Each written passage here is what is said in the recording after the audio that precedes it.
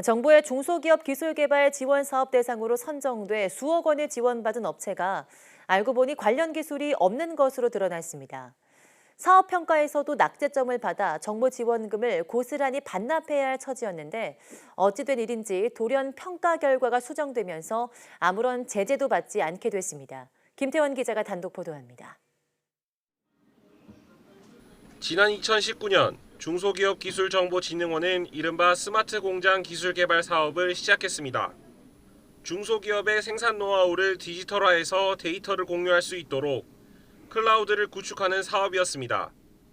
콘텐츠 제작 기업인 A사와 생산 자동화 시스템 업체인 B사 등 3개 기업이 컨소시엄을 꾸려 지원했고 사업자로 선정돼 정부 출연금 6억 원을 지원받았습니다.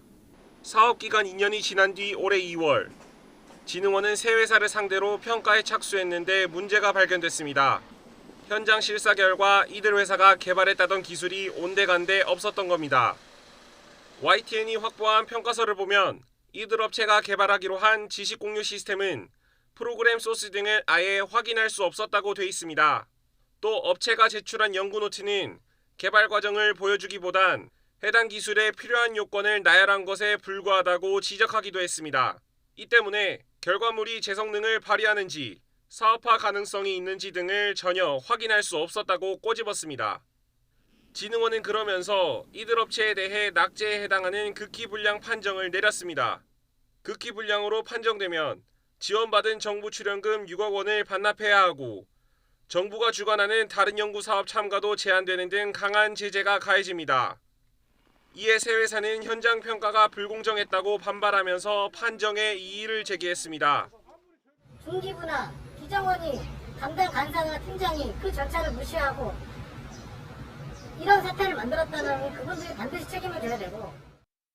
하지만 이의 제기에 따라 열린 진흥원 심의위원회에서도 이들 업체의 사업 수행 성과가 부족하다는 결론은 바뀌지 않았습니다.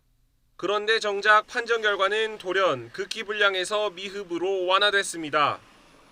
과제는 성실히 이행한 거로 보이는 만큼 극히 불량 판정은 너무 과하다는 이유 때문이었습니다. 판정은 정말 과제를 아무것도 안 한 과제들에 대해서 극기불량 판정을 내리는데 과제는 실패이나 그래도 성실하게 수행했다라고 해서 미흡 판정이 난 상황이었거든요. 평가 결과가 상향 조정되면서 새 업체는 정부 출연금 6억 원을 고스란히 지키고 향후 정부 사업에 계속 참가할 자격도 유지하게 됐습니다. 진흥원은 성실성의 경우 정성적인 평가 영역이라서 구체적인 성과에 대한 판단이 다를 수 있다고 해명했습니다. YTN 김태원입니다.